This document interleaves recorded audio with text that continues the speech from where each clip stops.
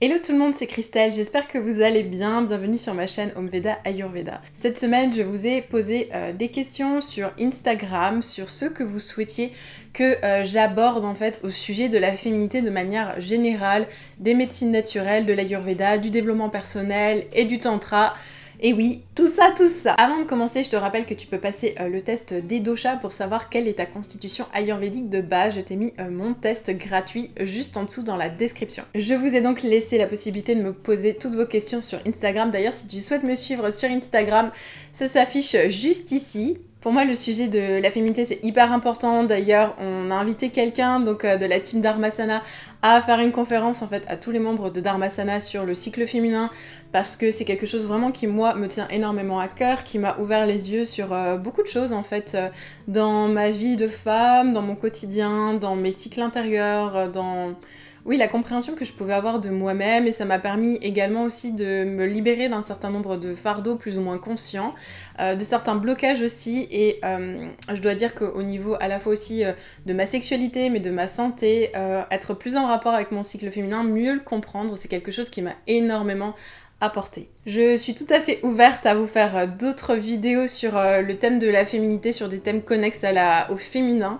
N'hésitez pas à me dire en commentaire les sujets que vous souhaiteriez que j'aborde. Et voilà, c'est parti, j'ai mon téléphone avec moi pour retrouver vos questions. Alors on commence tout de suite par une première question de Magali Abijou qui me demande comment l'Ayurveda peut m'aider pour les règles douloureuses. Alors généralement quand on parle de règles douloureuses, on parle effectivement de crampes au niveau donc du bas du ventre. Il y a deux choses que je peux te conseiller qui fonctionnent vraiment très bien. Déjà, c'est de surveiller ton alimentation pendant tout le mois et d'essayer d'éviter les excès parce que ça va vraiment se remarquer après au niveau du confort qu'on peut avoir pendant les règles. Il y a une autre chose que tu peux faire, c'est d'utiliser de l'huile de ricin.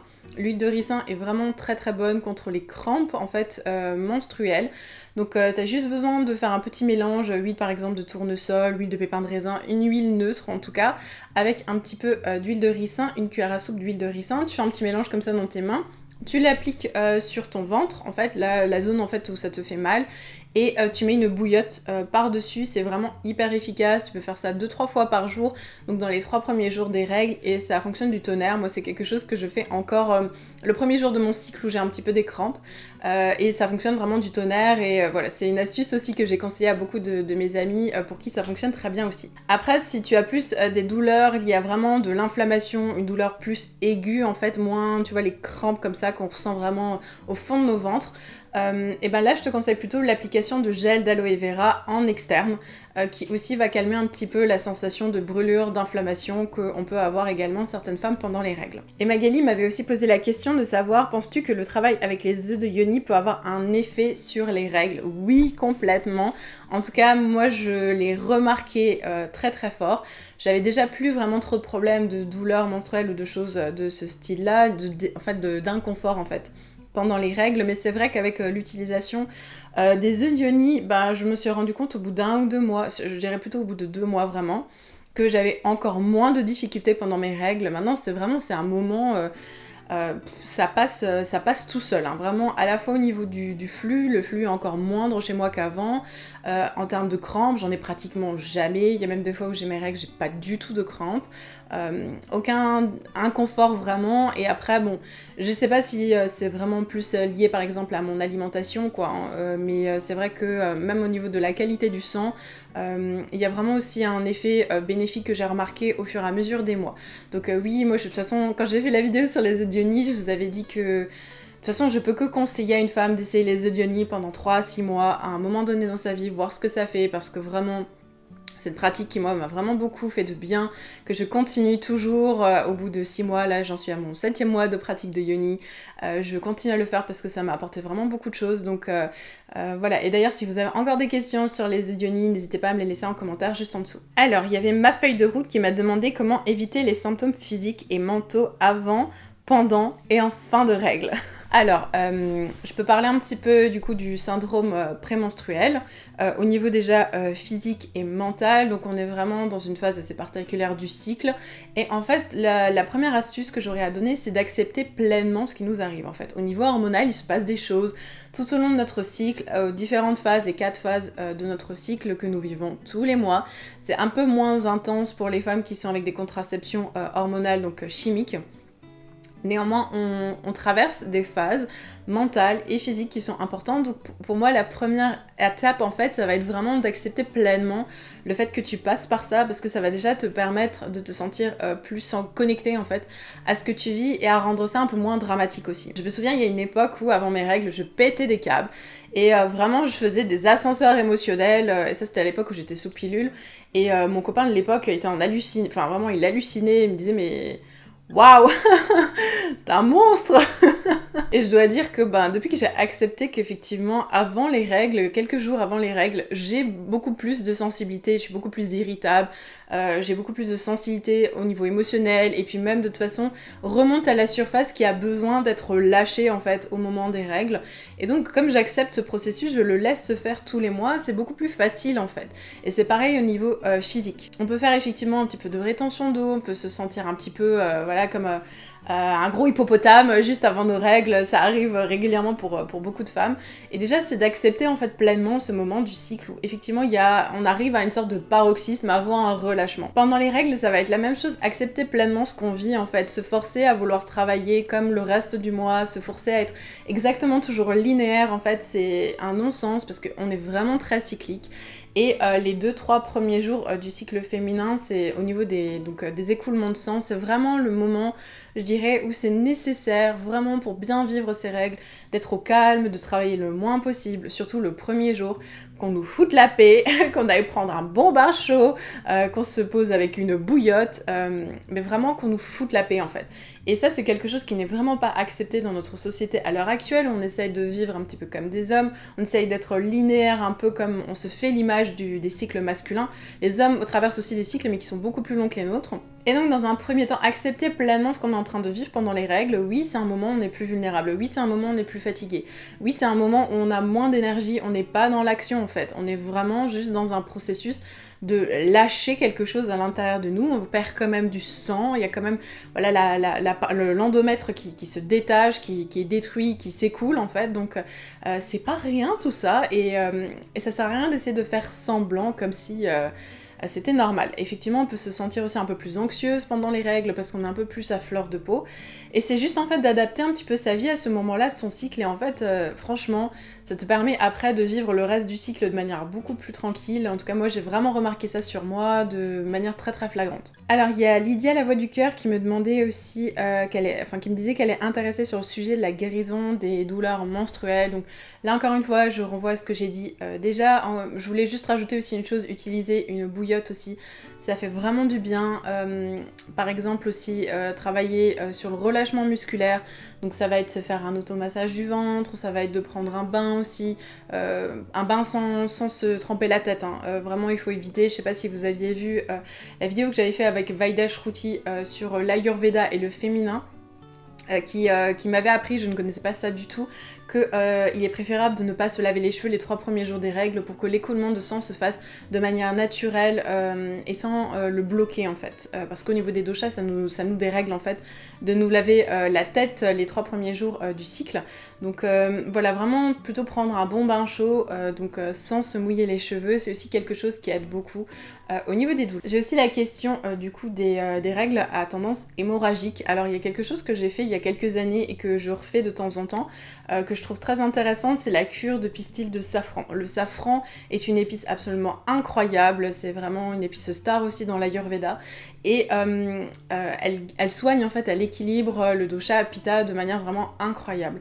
Et il y a quelque chose qu'on peut faire donc pour soigner, pour atténuer en fait les règles à tendance hémorragique, c'est à ne pas faire pendant la période des saignements, mais du coup les 3 autres semaines du cycle, c'est tous les soirs de mettre à tremper dans un grand verre d'eau 3-4 pistils de safran et de boire cette eau avec les safrans Le lendemain matin, on peut mettre d'ailleurs son eau chaude dans ce verre-là pour avoir notre grand verre d'eau tiède le matin. Et donc on va faire ça tous les jours jusqu'à l'arrivée des règles. À l'arrivée des règles, on arrête. À la fin des règles, on reprend. On peut surtout remarquer une grande différence, déjà certes au bout d'1 mois, mais surtout au bout de 3 mois de cette pratique. C'est quelque chose aussi que j'ai beaucoup conseillé à certaines de mes patientes qui souffraient quand même de règles plutôt hémorragiques.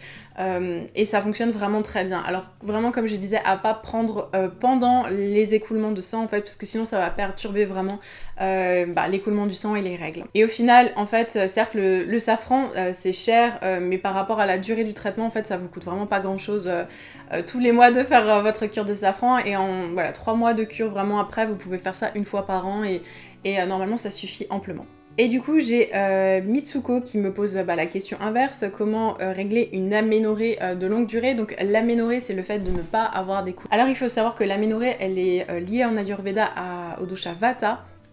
Donc quand le dosha Vata est en excès, en fait, le corps n'a tout simplement pas les forces de déclencher l'écoulement du sang. Donc c'est une forme en fait d'auto-préservation un peu de notre organisme. Alors des fois ça peut aussi arriver suite à l'arrêt d'une pilule ou du coup à un traitement effectivement hormonal, donc ça c'est une piste effectivement à voir. Mais s'il n'y a pas de traitement aux hormones, s'il n'y a pas du coup d'arrêt de pilule qui est en jeu, l'aménorrhée effectivement c'est plus une question de soigner déjà le dosha Vata. Donc je te renvoie en fait à ma playlist sur les doshas que tu peux trouver sur la chaîne, et donc regarder tout ce qui correspond au dosha Vata, à la saison Vata, pour déjà avoir une idée de l'hygiène de vie à mettre en place en fait dans ton quotidien pour favoriser en fait le déclenchement des règles. Souvent effectivement il y a besoin de prendre un peu de poids, prendre un petit peu de muscle, de manger un petit peu plus gras en fait pour que le corps retrouve suffisamment de force en fait pour que le cycle puisse se passer de manière normale. Alors, Laure Sorcière me dit qu'elle souffre de baisse de libido et d'endométriose. Alors effectivement, quand on souffre d'endométriose, ça ne m'étonne pas que la libido soit en berne. La libido est quand même quelque chose... donc notre énergie sexuelle, notre désir sexuel est quand même quelque chose chez nous les femmes qui est assez subtil, assez sensible. C'est-à-dire qu'une femme, en fait, pour que sa libido, en fait, s'exprime pleinement, elle a besoin de se sentir bien dans son corps, dans sa vie, émotionnellement, mentalement, physiquement. Et c'est là que la libido, vraiment, le feu sacré se réveille, en fait. Donc effectivement, dans le cas de l'endométriose, où on souffre vraiment dans notre utérus, en fait, il y a vraiment des douleurs, c'est une vraie souffrance, en fait. L'endométriose, c'est quelque chose dont on parle pas assez, effectivement. C'est tout à fait normal, en fait, que la libido soit en berne à cause de ça. Donc moi, déjà, la première chose que j'ai à te dire, c'est te déculpabiliser si tu as un manque de libido, si tu es en couple, et que ton partenaire, en fait, souffre de cette situation-là. C'est vraiment de prendre le temps de lui expliquer aussi ce que tu vis. Accepter en fait que tu le vis pleinement, vraiment sortir des schémas aussi de culpabilité par rapport à l'endométriose. Donc en tant que telle, encore une fois, si tu as des règles hémorragiques, là je te renvoie vraiment à la cure de safran. Et une chose qui fonctionne aussi assez bien quand même sur les cas d'endométriose, parce que moi c'était quand même plus ou moins le cas, alors ça n'a pas été diagnostiqué, mais j'avais quand même à l'époque tous les symptômes en fait de l'endométriose. Je suis quand même passée aussi par ces choses-là qui sont très difficiles. Ça va vraiment être de travailler plutôt sur l'aspect énergétique, émotionnel, lié au féminin, parce que du coup, il y a effectivement des nœuds en fait émotionnels qui sont vraiment présents, donc au niveau du chakra sacré, le deuxième chakra, Svadhisthana chakra, et donc c'est quand même nécessaire de faire un travail aussi émotionnel, énergétique, pour permettre à l'énergie de circuler plus librement. En Ayurveda, on prend vraiment en compte la question énergétique des chakras, tout autant qu'on va prendre en compte l'alimentation, l'hygiène de vie. Tout ça fonctionne vraiment de manière holistique, tous ensemble. Et j'ai Vitel Fraise qui me pose la question de la ménopause. Donc après la ménopause, souffrir de vaginisme ou de sécheresse intime. Alors c'est deux choses vraiment différentes. Du coup le vaginisme, après ça peut être effectivement lié. Mais c'est vrai qu'avec la ménopause, on a tendance à avoir de la sécheresse intime qui arrive. Alors une des choses que je peux conseiller après la ménopause, et ça du coup Josette qui avait fait une interview avec moi que vous pouvez retrouver sur la chaîne, c'est une interview spéciale sur l'Ayurveda et la préménopause et la ménopause, avec qui on avait pas mal parlé en fait de la supplémentation en shatavari. Alors shatavari c'est une asperge en fait indienne qui fonctionne très bien sur le cycle féminin et qui augmente kapha, donc généralement qui va induire un petit peu plus de lubrification en fait interne. Et encore une fois, là je peux te conseiller aussi l'utilisation des œufs de yoni. Alors du coup, s'il y a une problématique de vaginisme, ben effectivement utiliser un petit œuf de yoni avec pourquoi pas donc celui avec qui sont percés, comme ça tu peux mettre une ficelle, comme ça tu le vis aussi sans stress. De mettre un petit peu d'huile de noix de coco du coup sur l'œuf avant de l'insérer. Et généralement quand même, je le remarque, et de discussions aussi avec d'autres personnes que je connais qui pratiquent les œufs de yoni depuis un moment, on remarque une meilleure lubrification en fait de l'utilisation régulière des œufs de yoni. Donc ça c'est vraiment une piste aussi à considérer. Voilà, bah, j'espère que cette vidéo sur l'Ayurveda et le féminin, donc que ce soit la question des règles, de la sexualité, de la ménopause aussi, que cette vidéo elle vous a plu. Si c'est le cas, n'hésitez pas à me laisser un pouce comme d'habitude pour me le faire savoir. Si vous avez des questions, je vous laisse me les poser en commentaire ci-dessous, je me ferai un plaisir comme toujours d'y répondre. Je vous invite également à me suivre sur mes réseaux sociaux pour me suivre au quotidien. Je poste régulièrement sur Facebook et principalement je suis assez active en story sur Instagram. On se retrouve du coup tout bientôt pour une nouvelle vidéo et d'ici là, prenez bien soin de vous.